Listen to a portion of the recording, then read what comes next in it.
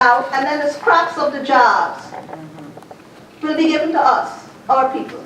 Our people are very well educated. Myself, as I stand here, has an MBA in corporate finance.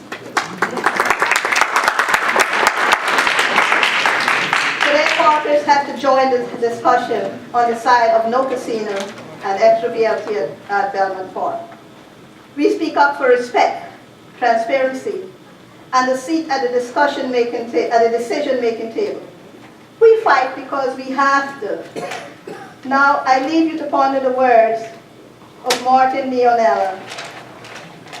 First, they came for the socialists, and I did not speak out because I was not a socialist. Then they came for the trade unionists, and I did not speak out because I was not a trade unionist. Then they came for the Jews, and I did not speak out because I was not a Jew. Then they came for me, and there was no one left to speak for me. Speak to me. Speak to us. We may not agree, but we will listen. Give us that much respect. Thank you.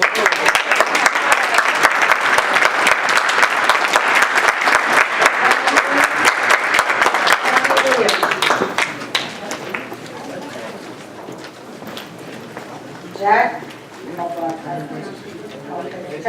Tammy Williams coming up? Okay, yeah. Tammy Williams, 2279 Ludlam Avenue.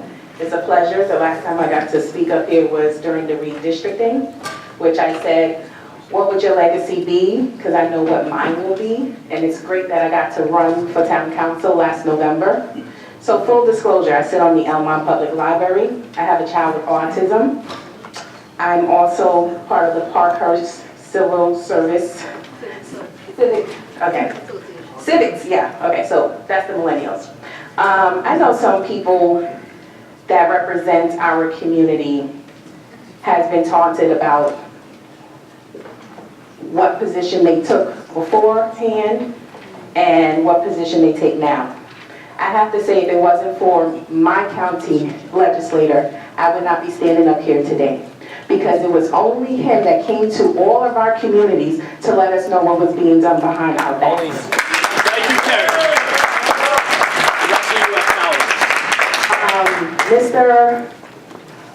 Vincent Mascarella, you actually represent part of Elmont due to gerrymandering.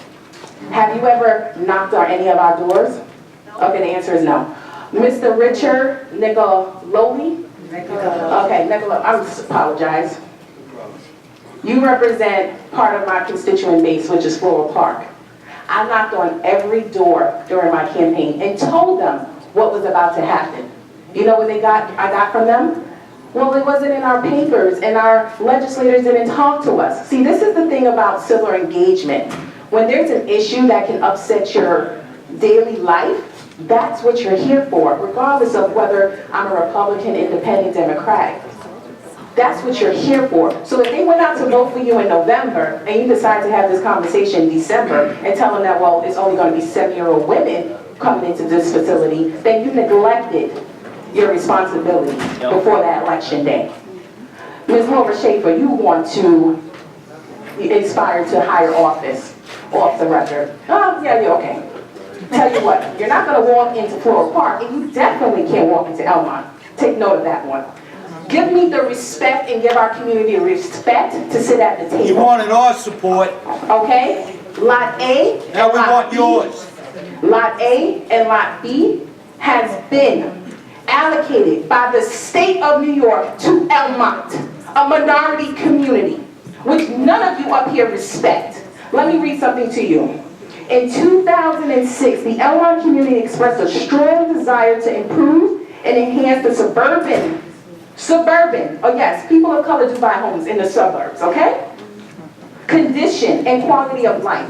Nassau County, the town of Hempstead, and the Elmont community came together with the help of Sustainable Long Island and carried out a community planning process designed to build consensus through the creation and implementation of a plan that would serve as a roadmap, that's the Belmont Park, for future development along Hempstead Turnpike, which I will get to the town tomorrow, about zoning, mixed use, young professionals, whether you know it or not, older adults, you're dying out. Your 3 minutes have expired now. Well, okay, I'll finish up. The goal of Elmont Vision Plan, and you can Google it, was to create a unique look for Elmont by developing a community around Belmont Park to foster economic development, facilitate the community rebirth, and create long range of housing. Now I'm going to tell you this right now, and I'll close with this. You don't represent us. Gerrymandering represents us. But like I said before, what would your legacy be? Because I damn sure know what mine will.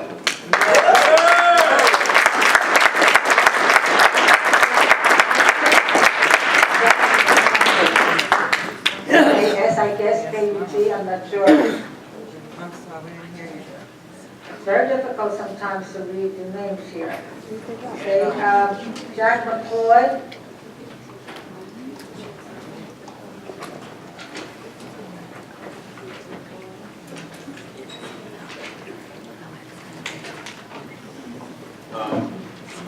Legislator, Madam President Officer, if I may.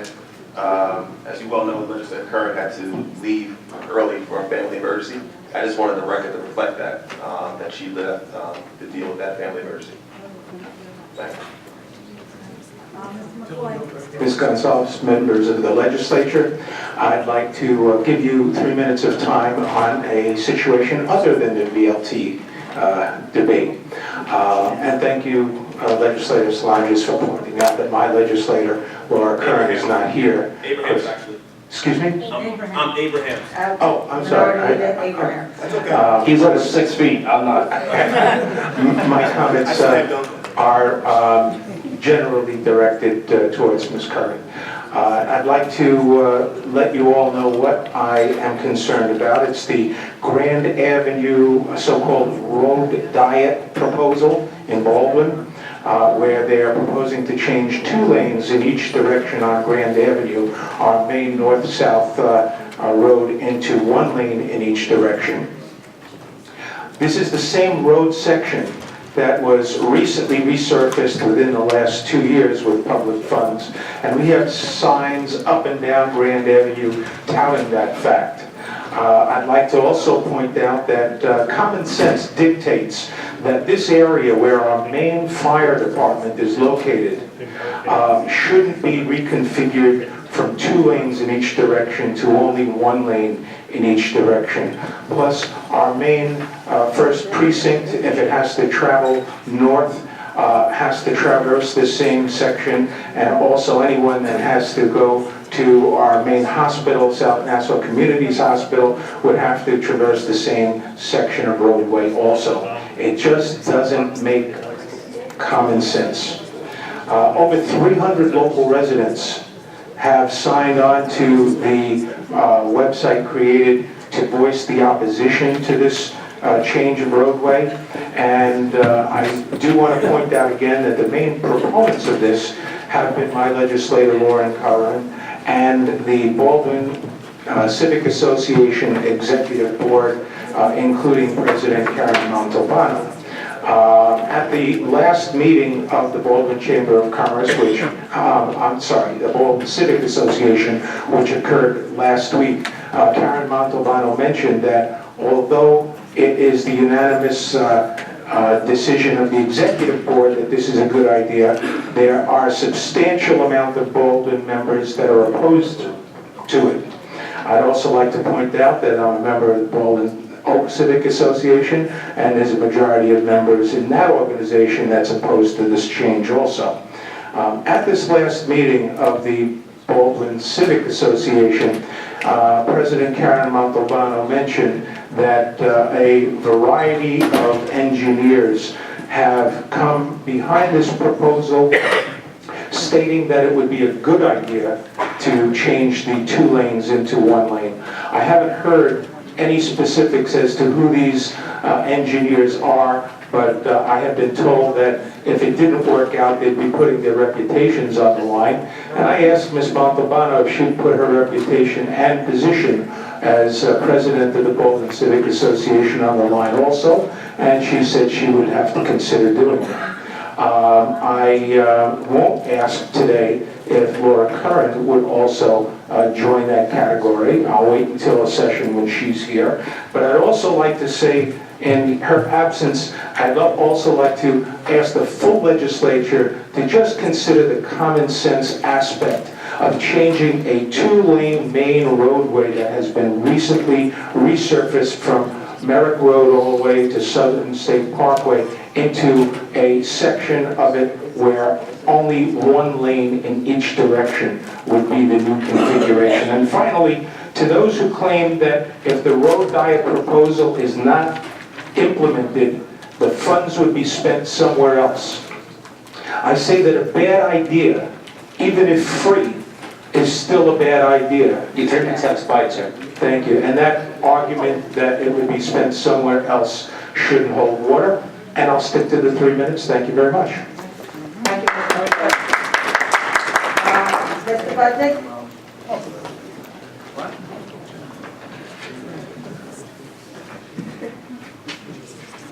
Good afternoon. Now the red light's on, can you hear me? Thank you. Honorable Chair, Ms. Gonzalez, honorable members of this legislature. I recently had the annoyance of trying to look up the phone number of one of our legislators here, and I found that instead of the current legislature listed in the latest version of the Verizon phone book, Ms. Jacobs, congratulations, you're still listed as the chair. Okay. And Roger Corbin is listed as the deputy chair. And there are notations for Lisa Ann Hoffman, David Denenberg, Craig Johnson, and Joseph Scannell, my old friend from the Nassau County District Attorney's Office.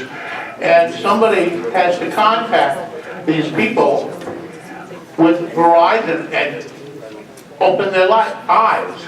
Tell them what's going on. And there's also serious, very, very serious other missing items with regard to the county, or very erroneous items. For example, all the courts of Nassau County all have incorrect phone numbers. They've all been changed by the New York State Office of Court Administration, and there's no notation of that. And somebody has to contact these people at Verizon, because one of these errors could end up in a very serious, perhaps fatal problem for some of our local residents. Thank you very much. My compliments to you, and my compliments also to the county for the fine work they did over the last weekend in the storm. Thank you. Rita Meredith?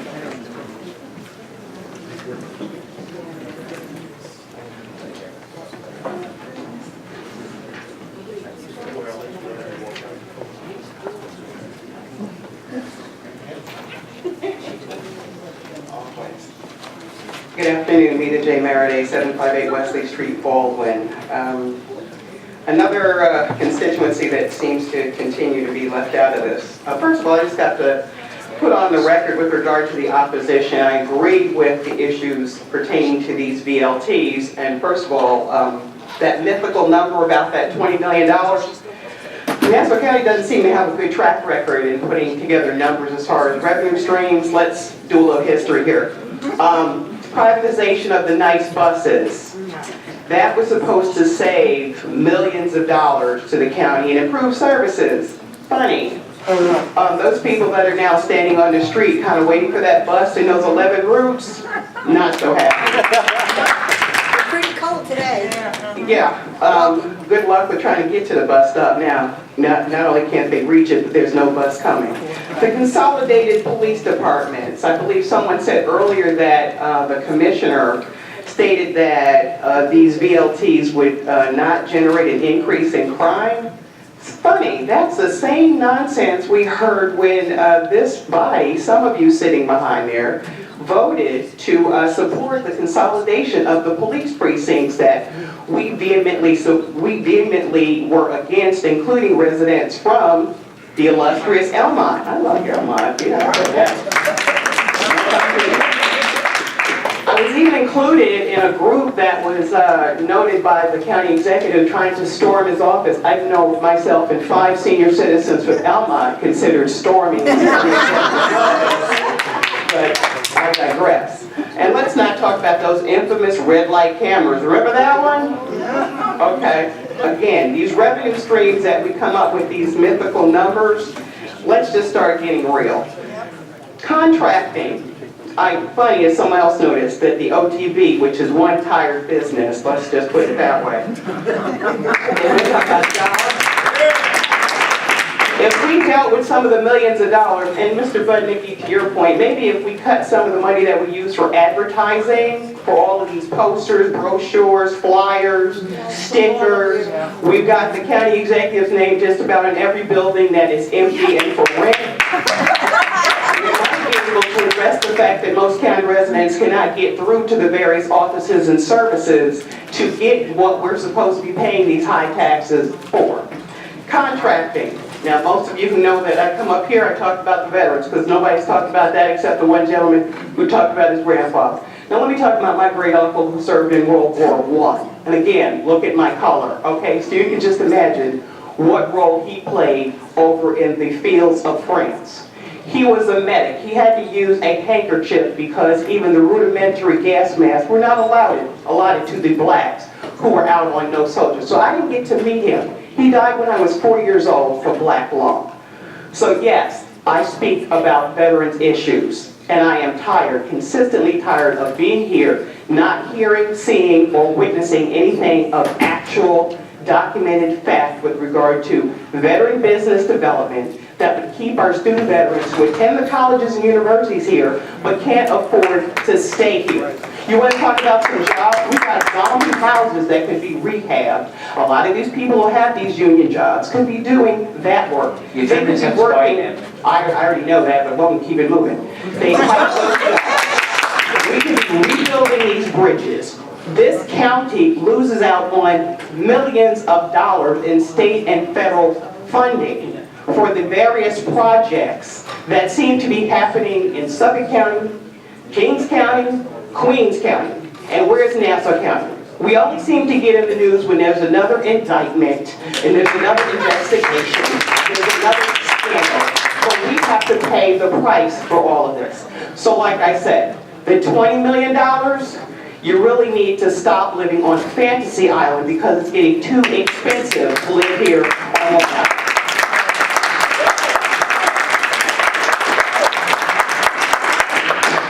And I'm still waiting to find out about the good faith efforts that the county has been claiming that they've been implementing because of the last scandal with AbTech or AbScam or whatever. It doesn't even matter because each day, Newsday has another person, one of you in here. I keep saying every time I come here, somebody else is spotlighted in the paper.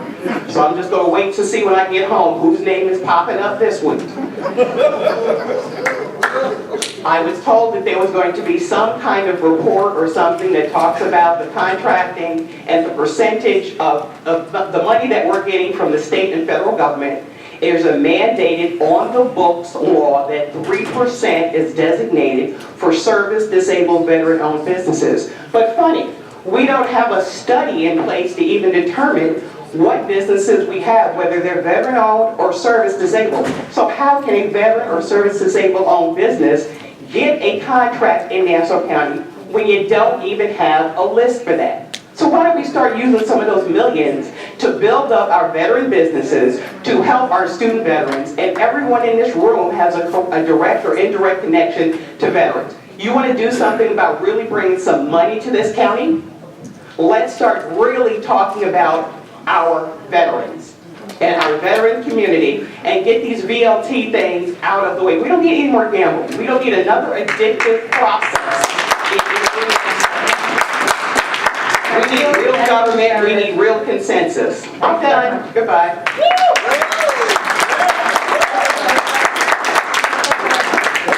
2/3. Good morning, ladies and gentlemen. Many of you here, in the interest of full disclosure, do know me. Hello to all of my friends. I have friends on both sides of this room. And currently I live in Elmont, and I have 1743 Atherton Avenue. I grew up in Elmont, but I grew up a little bit differently. I also grew up in Floral Park. Floral Park was my second home.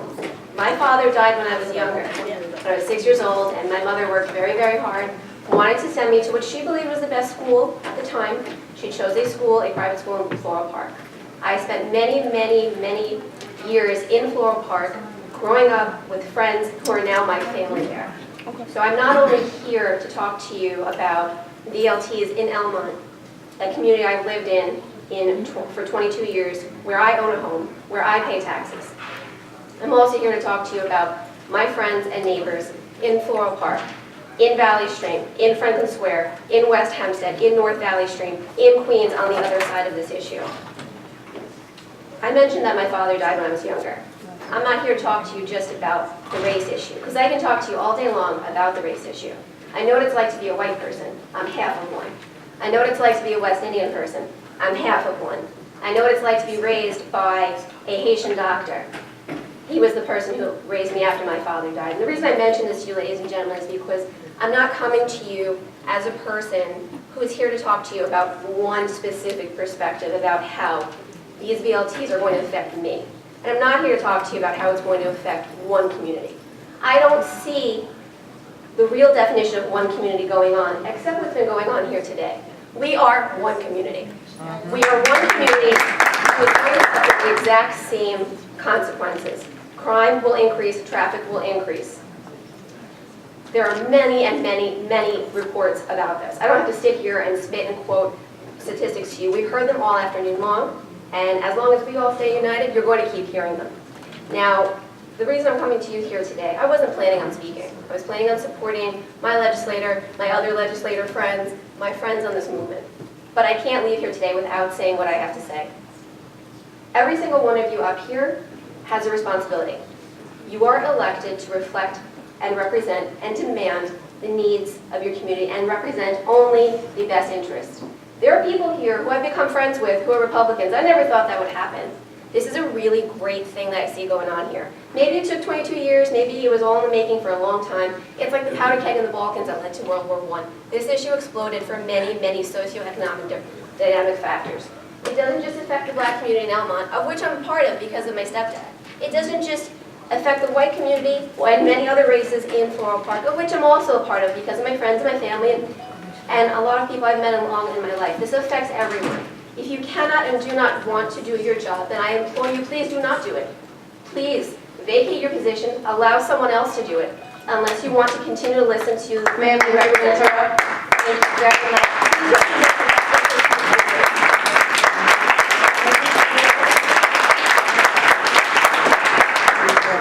Is it David Fowler? Yes. I'm sorry. Sorry.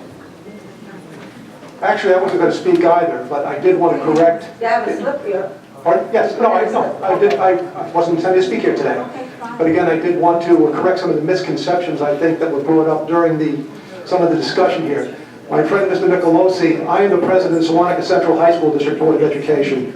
The event that you referred to on the front page of Newsday was on the Floral Park Memorial High School, which, as you heard, is directly across the street from this proposed facility.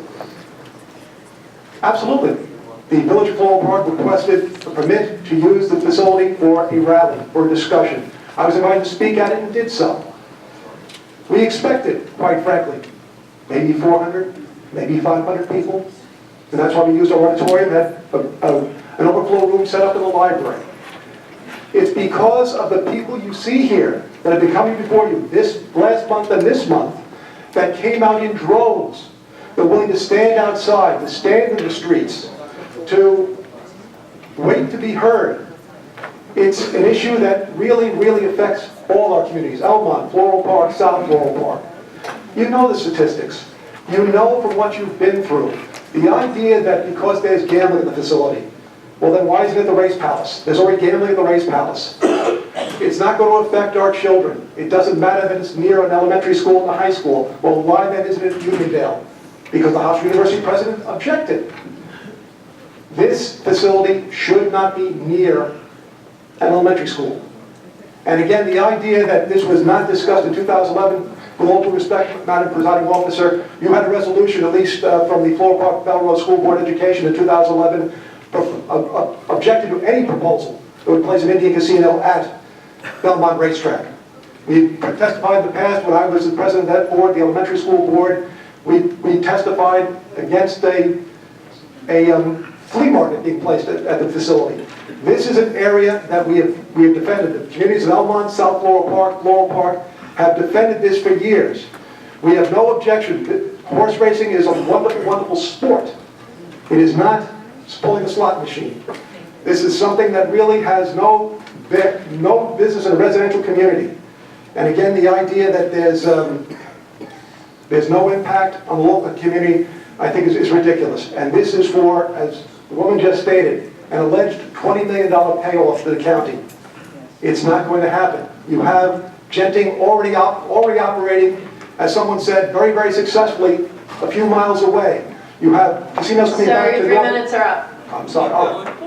No, yeah, that's fine. I don't Mr. Fowler, just objection. wrap it up. I will be very happy to wrap it up. Again, this is something that I think you have to think long and hard.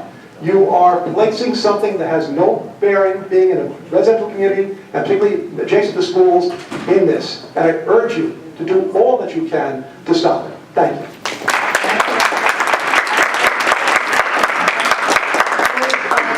Comments, all the slips have been responded to. All the There's people who- been a slip for Put Ms. this- Flood, and Ms. Flood has submitted a slip to my understanding, and several people have deferred to her. She hasn't spoken. Oh, I had Ms. Flood speak, I'm sorry. No, she didn't.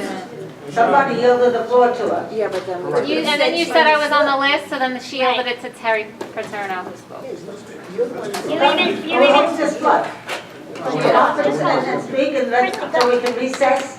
So, we need to recess to get some other items. So now that's pressure, right? I'm staying between you guys and the door, Ms. so. Flood, you've spoken here before, so you know that it's not, we don't pressure you. I know. I'm here again. I'm going to continue to come here again. This is a hot potato issue that again, I'm new to all of this. I have a 3-year-old and a 1-year-old. So when the casino was a hot button issue, I know my parents talked to me about it, but I was working to start a family. I was working around the clock in my corporate job, and I honestly didn't know enough about it to fight it then. Right now, it's real to me. I have a 3-year-old and a 1-year-old, and this is my community. So I've been up here the last couple times, and everyone in this room today, with the exception of a few people who demonstrated actually quite well the type of clientele that would be attending this proposed casino. Anyway, I've reached out to a lot of elected officials. Some of you up there, Mr. Muscarella, Mr. Nicolo, who support my area, Ms. Schaefer, who did something unprecedented for the Westbury proposal. My question is, I don't understand why it didn't die at Westbury. Knowing that there was one more shot at it, but there were residents and schools and congestion involved in that deal. Financial reasons in this county do not support signing up for something that has the potential to increase crime, perpetuate the sickness of this gambling, and my number one is to teach the children in this community that this is acceptable, that this is an acceptable solve for a budget gap is not what we should be showing our youth. I'm encouraging you, because from some of the conversations that I've had from your representation, especially on the majority side this week, I know that there is open to fact find. I'm imploring you to fact find. I'm imploring you to dig into the numbers, the crime statistics, the false revenues. Drill down to the slot machine. I implore you. Dig into the current county budget again. I know it's your job, and I know you're up against managing a budget, but in the document, the executive overview, there's a couple gaps and places where you're citing a potential revenue opportunity. So maybe that's half of the nut that we have to solve for the $20 million VLT revenue that's noted in the executive summary of the budget as a risk. Why are we supporting a risk, especially a risk that's supposed to be funded and built upon for future budget years by an organization such as OTB that is a declining business, that supports something that's detrimental to humans, welfare, to the economic and growth potential of this county? I don't really understand the legislative process, and again, now I'm gonna start to try to understand a little bit better. Because I think a lot more people would have stuck around in this room today had they realized 15 minutes would pass and then they could have gotten up to the mic. But again, there's school delays and children that need to get safely home, so I understand why we have a thin out crowd. But I don't know, how do we get something like this back on the agenda? So there was something today called an emergency session that you need votes for. How many votes does it require to get the VLT issue on your agenda? And again, representing from both facets, right? I know that there's the obligation to ensure the board of the OTB is overseen in ethically, legal fashion. But what about the financials? How can we call the financials into question? And is that something that's worthy of an agenda item today if you're not prepared to remove and replace the board of the OTB? How do we get the financials into question and on this agenda? Thank you.